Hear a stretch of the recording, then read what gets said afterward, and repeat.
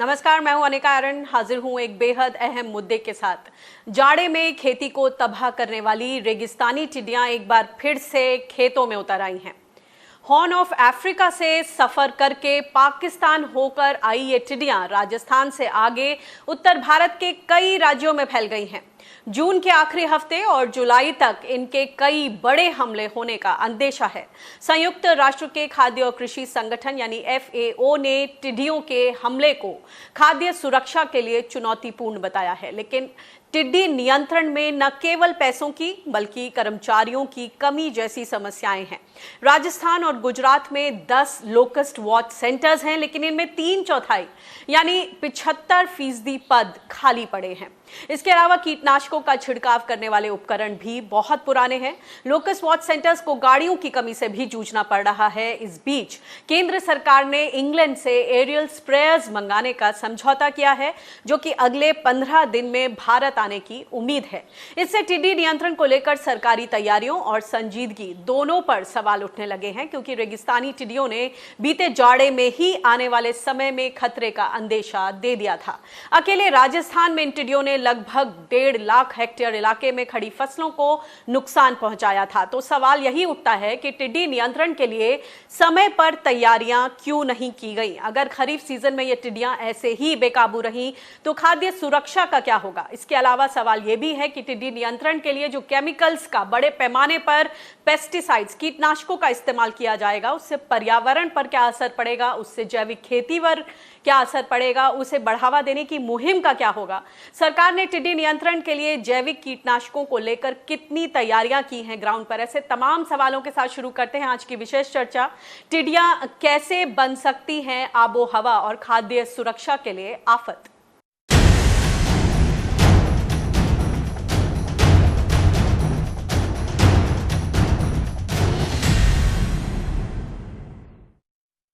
और इस चर्चा में हमारे साथ बातचीत करने के लिए हैं wild life biologist entomologist Sumit Dookia ji, और हमारे साथ पंजाब के फाजिल्का से एक ऑर्गेनिक खेती करने वाले किसान अनिल जयानी जी जुड़ गए हैं। जी, आप दोनों का बहुत बहुत स्वागत है। और साथ ही हमारे साथ एक और गेस्ट जुड़ेंगे जो कि ecology, rural development and sustainability के संयोजक हैं, पार्थ जगानी जी। सबसे पहले मैं शुरुआत सुमित जी आपके पास आना चाहूंगी। ये 16 राज्यों में अलर्ट जारी है, 5 राज्यों के भी 100 जिलों से ज्यादा टिड्डियां पहुंच चुकी हैं। इतना बुरा हाल है ग्राउंड पर। आपको क्या लगता है सबसे पहले कि कहीं ना कहीं लापरवाही हुई और कोरोना की वजह से ये लापरवाही और डबल हो गई? देखिए, मैं अनिका जी नमस्कार। पहले तो ये समस्या कोई आज आने वाली एकदम हमारे सामने विकराल रूप एक दिन में इसने नहीं लिया है, और हर समस्या आने से पहले अपने कुछ सूचक और सूचकांक देती है कि मैं मतलब जैसे टिड्डी का FAO ने बहुत पहले हमें मैप दे दिया था, नासा की तरफ से इंडिया को एडवाइजरी जारी हो गई थी। इवन जैसलमेर के किसानों तक भी इसके हमारे जो साथी ऑर्गेनाइजेशन है उनकी तरफ से भी बहुत बड़े स्तर पे किसानों के साथ शेयर भी किया गया था। परंतु अब ये देखा जा रहा है कि आनन फानन के अंदर अब हमें लग रहा है कि जैसे आज ये विकराल रूप ले लिया है। ये आज विकराल रूप नहीं लिया है, इस समस्या ने कम से कम 1 साल के आसपास हमारे राजस्थान की अगर मैं बात करूं तो 1 साल इन टिड्डियों को वहां पे दस्तक दिए हुए हो चुका है। और आज भी हम ये देख रहे हैं कि सरकार उस चीज को सीरियसली नहीं लेके, और अब ऊपर से हम एक मास्किंग या लिपापोती का जो हम काम कर रहे हैं कि ऊपर हम ऑइंटमेंट लगा रहे हैं, पर दर्द जो अंदर है, जो जैसे उन्होंने अंडे दे दिए, अब वो कैसे आगे उनके निकलेगी उसका हमारे पास कोई इलाज नहीं है। आपने अभी बात बताई कि 2/3 इनके पास स्टाफ है। मैं ये कहना चाहूंगा कि ये एक टेक्निकल लड़ाई है, ये कोई मजदूर की लड़ाई नहीं है कि आप आज उसको रोड से उठा के 300 रुपए पर डे के ऊपर आप मजदूरी पे उसको लगा देंगे।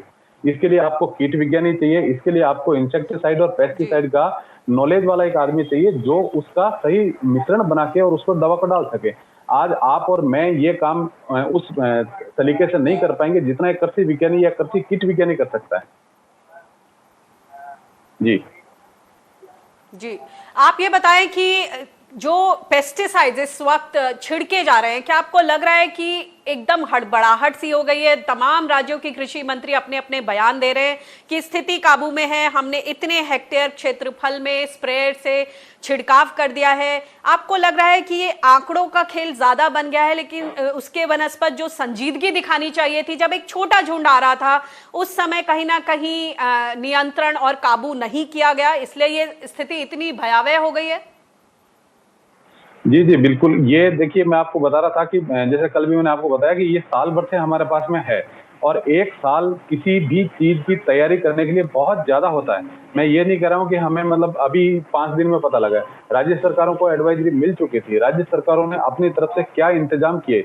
मैं लास्ट ईयर के आपको बताऊं तो आज भी जो गत वर्ष जो किसानों ने अपने संगठन बना के जो दवा का छिड़काव किया था, ट्रैक्टर उन्होंने जो यूज किए थे, उनका पैसा अभी तक उन किसानों को खर्चे का भी नहीं मिला है। मुआवजा का बात मत करिए आप, खर्चा जो उन्होंने अपनी गाड़ियां यूज करके और एक मास स्केल में, जिसको हम लोग सरल भाषा में कार सेवा कहते हैं, कि सब लोग अपने अपने घरों से बाहर आए, सारे किसान आए, उन्होंने बोला हम सरकार का साथ देते हैं। और उस कंडीशन के अंदर जो उन्होंने खर्चा किया था, उस समय ये बोला गया था कि भाई आप आइए, आपके ट्रैक्टर का डीजल का और ट्रैक्टर का जो मिनिमम सपोर्ट, मिनिमम जो प्राइस होगा वो हम आपको देंगे, और आप हमारे साथ इस काम में जुड़िए, क्योंकि ये आपकी और हमारी एक साझा समस्या है। आज ये स्थिति आ गई है कि उस समय का भी उनको पैसा नहीं मिला है, और सरकार ने सोचा कि उसके बाद ये टिड्डी का दल खत्म हो जाएगा। ये टिड्डी का दल आज से नहीं, ये कई सालों से, इसकी तो दशकों से, और मतलब आप ये समझ लीजिए कि राजस्थान का इतिहास अगर देखें तो दशकों से, और मतलब आप ये सदियों से ये वहां पे आती रही है। टिड्डियां जो है इनको चेस करना एक बहुत बड़ी चुनौती है। इस बार ये बोला जा रहा है कि ये जो टिड्डियां हैं, इनकी प्रवृत्ति पिछले बार की टिड्डियों से कुछ अलग है। ये इमैच्योर हैं, पिंक कलर है इनका, और उसी वजह से बहुत फुर्तीली हैं। क्या चुनौती है इनके इस नेचर को समझते हुए? अभी पिछले ये देख लीजिए कि करीब 2 महीने से मध्य पूर्वी एशिया और राजस्थान या जो पाकिस्तान वाला जो क्षेत्र है, उसके अंदर इंटरमिटेंट रेन हो रही है। मतलब हर 15-20 दिन के बाद में हल्की फुल्की बारिश हो रही है। तो ये सब एनवायरमेंट उनको एक बड़ा सुटेबल और बड़ा कंड्यूसिव एनवायरमेंट मिल रहा है, जहाँ पे वो प्रजनन कर रही है और आगे की तरफ बढ़ रही है। अभी जो हम लोग टिड्डी दल देख रहे हैं, उसमें अधिकतर पिंक कलर के हैं, जो गुलाबी कलर के हैं वो एडल्ट नहीं हुए हैं। तो एडल्ट मीन्स वो ब्रीडिंग स्टेज में नहीं पहुंचे हैं, और वो क्योंकि ब्रीडिंग स्टेज में जाने के बाद में मादा बहुत अंडे के साथ बहुत भारी हो जाएगी, और वो उतना स्पीड से नहीं उड़ सकती जितना कि आज का ये जो टिड्डी जो हमारा उड़ रहा है, वो उस स्पीड पे उतनी नहीं उड़ पाती है। तो ये बात इनकी सही है। दूसरा मैं आपको यहाँ पे बोलना चाहूंगा कि जब हमारे ऊपर आती है तो भगवान की तरफ चारों तरफ से समस्याएं आती है, और उस समस्या के अंदर आज के टाइम में हम देखें तो बहुत ज्यादा आंधियां आ रही है, और बहुत ज्यादा हवा का वेग है, हवा की जो गति है बहुत तेज है। तो टिड्डी अपने खुद की उड़ान बढ़ती है, पर उसकी उड़ान का मैक्सिमम जो कंट्रीब्यूशन होता है वो हवा की गति होती है। तो जो अभी करंट में 30-40 किलोमीटर पर आवर की स्पीड पे जो मध्य भारत में और अपना पश्चिमी राजस्थान की जो हवाएं चल रही है, इसकी वजह से ये एक स्थान से दूसरे स्थान पे बहुत फास्ट पहुंच रही है, त्वरित गति से जा रही है। तो जैसे आज आपको टिड्डी अगर 50 किलोमीटर पीछे दिखी है, तो घंटे 1.5 घंटे के अंदर वो 50 किलोमीटर उनको कवर करने में कोई टाइम नहीं लगता है। आधिकारिक तौर पर ग्राउंड पर किस तरह की तैयारियां चल रही हैं टिड्डियों को काबू में करने के लिए, नियंत्रण में करने के लिए? इस पर बातचीत करने के लिए हमारे साथ केएल गुर्जर जी हैं, जो कि डेप्यूटी डायरेक्टर लोकस्ट डिवीजन के plant protection, quarantine and storage, Faridabad से। गुर्जर जी, ये बताइए कि देश भर में एकदम आतंक का सा माहौल हो गया है टिड्डियों को लेकर। कुछ 16 राज्यों में अलर्ट है, 5 राज्यों के 100 से ज्यादा जिलों में टिड्डियों का आतंक। क्या कहेंगे, ग्राउंड पर क्या तैयारी है? किसानों को आश्वासन चाहिए कि सरकार क्या कर रही है? जी नमस्कार। अभी क्या है कि इतना आतंकित की होने की जरूरत नहीं है। अभी सिचुएशन जो है कंट्रोल में है, और जो चिड़ियां जो आगे तक पहुंची थी मध्य प्रदेश और उसके सीमांत जो अमरावती जिले में, तो वहां पर अभी जो दल हैं वो इतने ज्यादा नहीं बढ़ रहे हैं, और वापस जो डायरेक्शन है विंड्स का वो चेंज हो गया है। तो अभी ये टिड्डियां जो है मेनली राजस्थान में ही हैं, और मध्य प्रदेश में श्योपुर के आसपास हैं, और एक झांसी ललितपुर के पास में एक दल वहां पर, यानी कि 2 दल मध्य प्रदेश में, और बाकी दल 4-5 दल जो है राजस्थान में है, सीमावर्ती क्षेत्रों में है, जोधपुर के आसपास वहां पर हैं, और बीकानेर में है। तो अभी स्थिति नियंत्रण में है और इनको लगातार नियंत्रित किया जा रहा है। सर, जो टीम है विशेषज्ञों से बातचीत कर रहे हैं तो उनका कहना है कि ये तो अभी शुरुआत है, आगे आगे देखिए क्या होता है। अभी ये आधी संख्या है, अभी फिर से एक बड़ा अटैक आना है जून जुलाई में, जो कि FAO ने भी कहा है, और फिर लौटते वक्त अगस्त में एक बार फिर से, क्योंकि इनकी ब्रीडिंग हो जाएगी, और फिर एक बार अगस्त में तीसरा अटैक। क्या कहेंगे आप, किस तरह की तैयारी है? हाँ, जो तैयारियां हैं LWO की, जो भारत सरकार की, वो तैयारियां बहुत अच्छे स्तर पर चल रही हैं और हमारे जो रिसोर्सेज हैं उसको और बढ़ा रहे हैं। हम जनवरी में हमने 10 जो माइक्रो नेयर मशीन्स हैं वो यूके से इंपोर्ट करके 10 उसमें हमारे जो ग्राउंड टीम है उसमें जोड़ दी थी, और 15 मशीनें अभी 15 जून तक और मशीनें आ रही है हमारे पास। 60 मशीनें 15 जुलाई को और आ जाएंगी।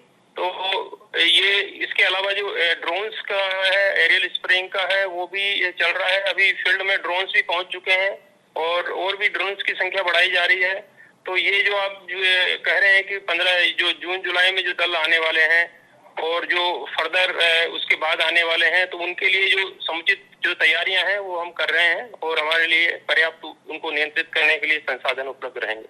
और सर, एक चीज और बताएं कि जो बायोपेस्टिसाइड्स का इस्तेमाल हो सकता था वो शुरू में नहीं किया गया, तो इस कारण अब लीथल पेस्टिसाइड्स, एकदम जो नुकसानदेह वाले पेस्टिसाइड्स हैं, मोनोक्रोटोफॉस, क्लोरीपिफॉस, इन सब का इस्तेमाल, मेलाथिनिन, इन सब का इस्तेमाल हो रहा है। आपको लगता है कि इससे जीव जंतु और जो बाकी की आबो हवा है और मिट्टी है उस पर असर पड़ेगा दूरगामी? हाँ, जो बायोपेस्टिसाइड है उनको एक लिमिटेशन होती है उनकी, कि उनको जो प्रयोग करते हैं वो इनकी जो सेशन अवस्था होती है, हॉपर्स या निम्फ बोलते हैं, उसमें ही कारगर साबित होते हैं। वो जो बड़े जो वयस्क दल बन जाते हैं उसके बाद वो बायोपेस्टिसाइड इन पर कारगर साबित नहीं होते हैं। तो अभी हमारे पास सिर्फ ये केमिकल जो रसायन है, जो पेस्टिसाइड है, वही एक ऑप्शन है कि उससे ULV के द्वारा या दूसरे ट्रैक्टर माउंटेड के द्वारा प्रेशर पंप के द्वारा स्प्रे करके और उनसे कंट्रोल किया जाए। यही एक सॉल्यूशन है इसके। आपको लगता है कि शुरुआत में कहीं लापरवाही हुई? अगर इनको पहले ही कंटेन कर लिया जाता इन तरीकों से तो आज ये स्थिति ना बनती? नहीं, ये अभी जो भी दल आए हैं हमारे यहाँ से नहीं है, सब बाहर के दल हैं। हमारी तरफ से कोई वो नहीं की गई है, क्योंकि ये जो हवा के द्वारा उड़ करके आए हैं और इसके बाद जो यहाँ पर अगर एग लेइंग होती है और उसके बाद जो प्रोजनी बढ़ती है इनकी, उसको कंट्रोल करेंगे। उसमें हम जो भी इंटीग्रेटेड संसाधन है वो सब प्रयोग करेंगे। ये दल हमारे यहाँ के नहीं है, सब बाहर के हैं। जी, तो आपने बोला था कि विदेशी स्तर पर भी बातचीत हो रही है, तो जब शुरू में पाकिस्तान और ईरान की तरफ से दिक्कत आई थी उस वक्त इसको क्यों नहीं कंटेन किया गया? क्या वहां पर कोई पेस्टिसाइड्स की कमी रही, कोविड के चलते कुछ दिक्कतें आई? हाँ, क्योंकि हम 19 मार्च से लगातार जो वर्चुअल मीटिंग होती है, स्वैक की जो 4 देश हैं, भारत, पाकिस्तान, ईरान और अफगानिस्तान, इनके साथ हर सप्ताह जो है वर्चुअल मीटिंग हो रही है FAO की प्रेजेंस में, और लगातार जो सूचनाएं हैं उनका आदान प्रदान चल रहा है। और ये बताते रहते हैं कि हमारे यहाँ पर इतने संसाधन हमने लगाए हुए हैं, इतने नियंत्रण कर रहे हैं, लेकिन उसके बावजूद भी ये दल आए हैं।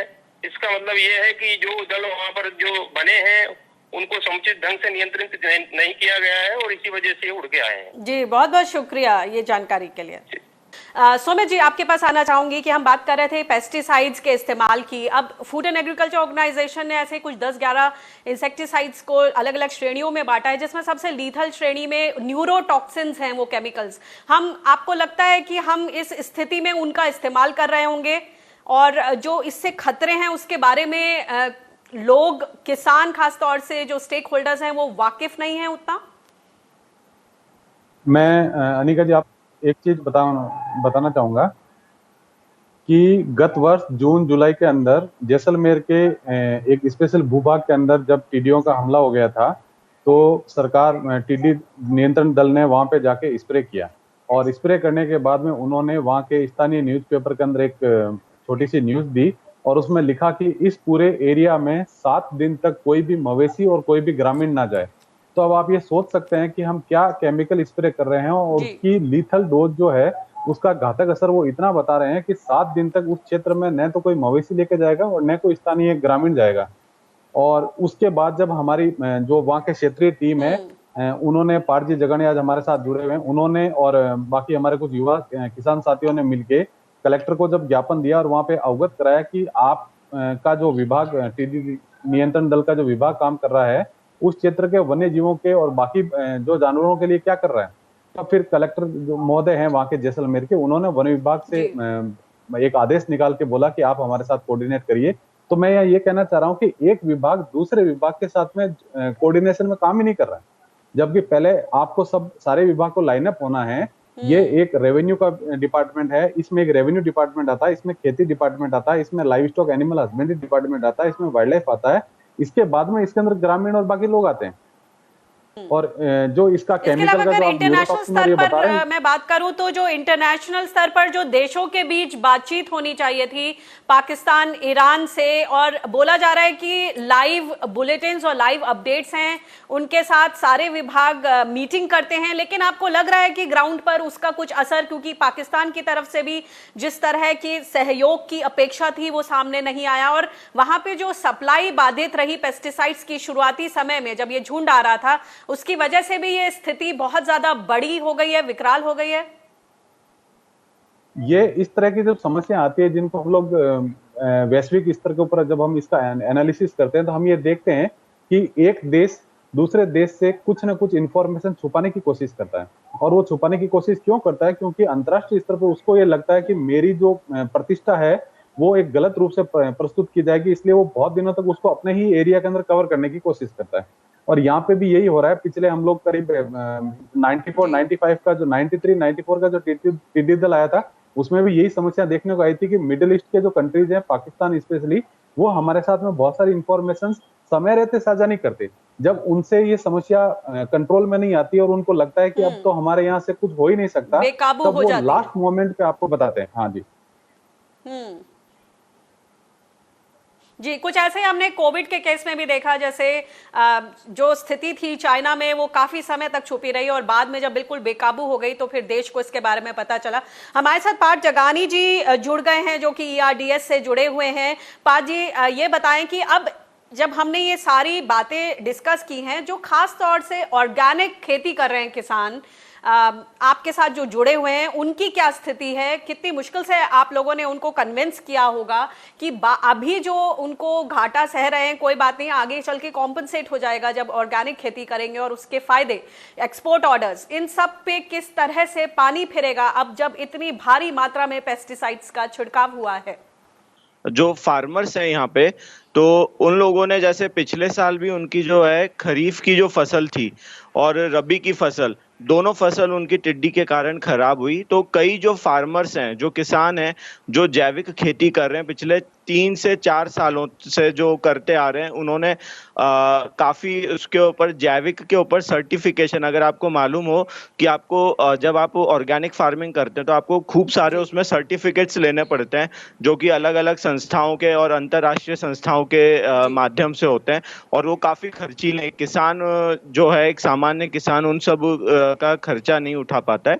लेकिन पिछले जो 1 वर्ष से हमने यहाँ पे देखा कि किसानों का काफी नुकसान हुआ है, खाली एक इस टिड्डी के चक्कर में, क्योंकि टिड्डी के लिए जो स्प्रे हम लेते हैं, इंसेक्टिसाइड्स लेते हैं, वो अधिकतर जो है जैविक खेती में बंद करे हुए हैं। हालांकि गवर्नमेंट उनको कंपनसेट कर रही है किसानों को कि भाई आप इसके ऊपर ये दवाइयाँ छिड़कें, जहरीले जो रसायन है आप वो छिड़कें, हम उसका खर्चा भी देंगे, जैसा राजस्थान के अंदर रबी के अंदर उन्होंने बोला था।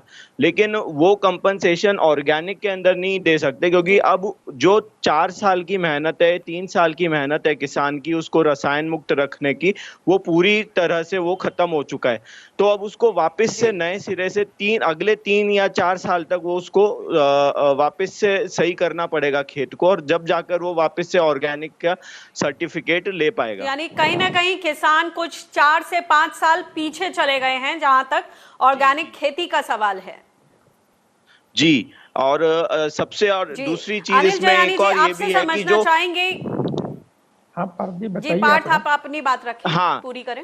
तो मैं ये बता रहा कि जैसे कि जब जैविक करते तो उसमें खाली हम खेत की फसल के ऊपर ही नहीं ध्यान रखते, उसके आसपास का जो पर्यावरण है, जो उसके आसपास के खेत के मेड़ है और उसके आसपास का जो पर्यावरण रहता है, तो इसके जहरीर के कारण वो भी काफी नुकसान हुआ। कि जैसे खाली टिड्डी नहीं, हमने देखे कि कई तितलियां हैं, मधुमक्खियां हैं, वो भी इन स्प्रे से मर गई, क्योंकि उन्हें तो हम नहीं रोक सकते। आपने सरकारी आदेश जारी कर दिए कि भाई जहाँ पे स्प्रे करा है वहां पे आप मवेशी ना ले जाएं, वहां पे आपने वन्य जीवों की सुरक्षा के लिए भी आपने चौकीदार नियुक्त कर दिए, लेकिन हम जो पक्षी आ रहे हैं, जो छोटे जो मित्र कीट हैं, उनको हम कैसे वहां पे रोक सकते हैं? तो वो भी हमें काफी यहाँ पे देखने को मिला था। जी, एक तरह से ये क्लाइमेट चेंज का भी सूचक है, एक नॉक है, और अगर सारे डॉट्स को कनेक्ट किया जाए तो ये प्रॉब्लम बहुत बड़ी है, और ये कहीं ना कहीं वो सारे सिग्नल्स दे भी रही हैं टिड्डियां। ये बताइए कि जो जैसे आपने बोला जो नेचुरल प्रेडेटर्स हैं, हम वैसे भी जिस तरह से पेस्टिसाइड्स का इस्तेमाल कर रहे हैं, नेचुरल प्रेडेटर्स जो पक्षी हैं, जो चिड़िया है, जो सब इनको टिड्डियों को नेचुरली प्रेडेटर्स हैं वो खा सकते थे, वो भी कहीं ना कहीं खत्म हो रहे हैं। तो इससे आपको लगता है कि पूरा इकोलॉजी का जो डिसबैलेंस है वो कहीं ना कहीं असर दिखाएगा? जी एकदम परफेक्टली। जो इनका मतलब नेचुरल प्रेडेटर्स के खत्म होने से और बाकी के जो इनके इकोलॉजी को बैलेंस करने वाले जो रेगुलेटर्स हैं, इंसेक्ट्स वगैरह हैं, तो ये एक लॉन्ग लास्टिंग इम्पैक्ट रहेगा। क्योंकि हमने एक ये चीज़ भी यहाँ पे नोट करी कि टिड्डी इजीली मिट्टी के अंदर डिके नहीं हो रही है। कि जिनको हमने दिसंबर जनवरी में जिनके ऊपर स्प्रे करा था, हम अभी भी उनको खेतों के अंदर उनके पंख और उनके टांग वगैरह, पैर वगैरह हम उनको देख रहे हैं। तो ये जो है काफी धीरे धीरे होती है, और जब वो स्प्रे से क्योंकि वो मरी है, तो उसका जो डिकम्पोजिशन है वो ये बता रहा है कि वहां पे बैक्टीरियाज वगैरह जो मिट्टी में काम करते हैं वो भी उसको डिकम्पोज नहीं कर रहे हैं। तो ये काफी लॉन्ग लास्टिंग है कि आपकी हवा, आपके जीव और आपकी मिट्टी, तीनों के लिए जो स्प्रे करा जा रहा है वो असुरक्षित है।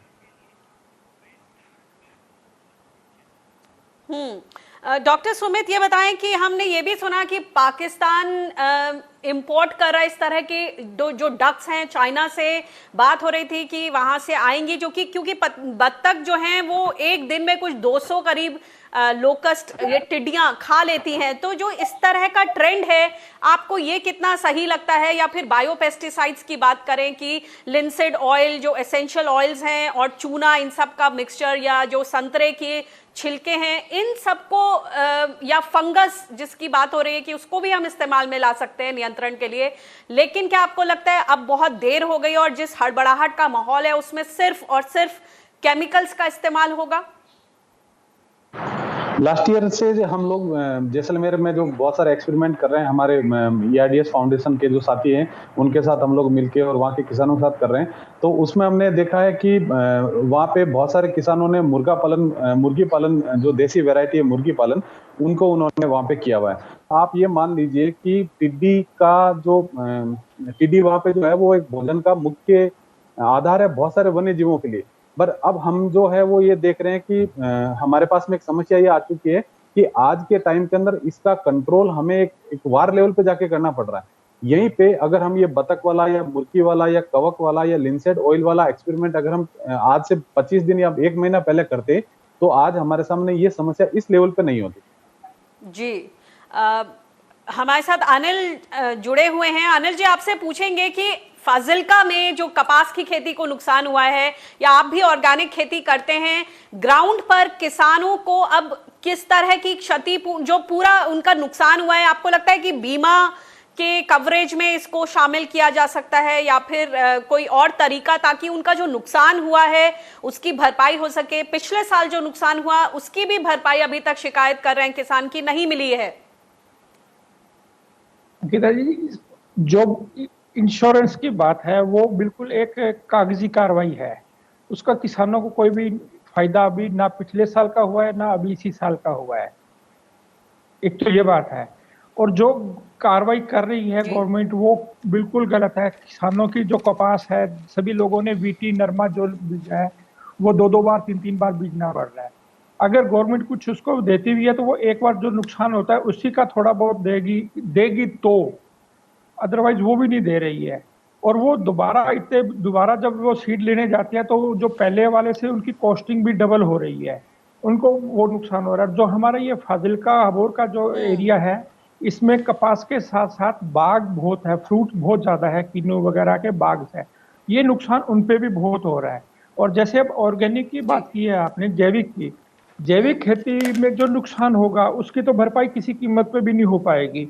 जैसे अभी पार्थ जी ने बताया, सुमित जी ने बताया कि जो केमिकल कर रहे आपने हैं बागों वो के इससे नुकसान harmful के है। बारे में बताया, उस पे थोड़ा बताइए, क्योंकि जो अधिकारी हैं उनका कहना है कि इतनी कोई खड़ी फसल नहीं है, इतना कोई नुकसान नहीं है, इसलिए चिंता की अभी जरूरत नहीं है। लेकिन एफएओ की जो वार्निंग है कि जून जुलाई में बड़ा अटैक और फिर लौटते वक्त अगस्त में फिर तीसरा एक अटैक हो सकता है, उस सब के बीच अभी जो बागों को नुकसान हो रहा है, क्या उसको हम हल्के में ले सकते हैं?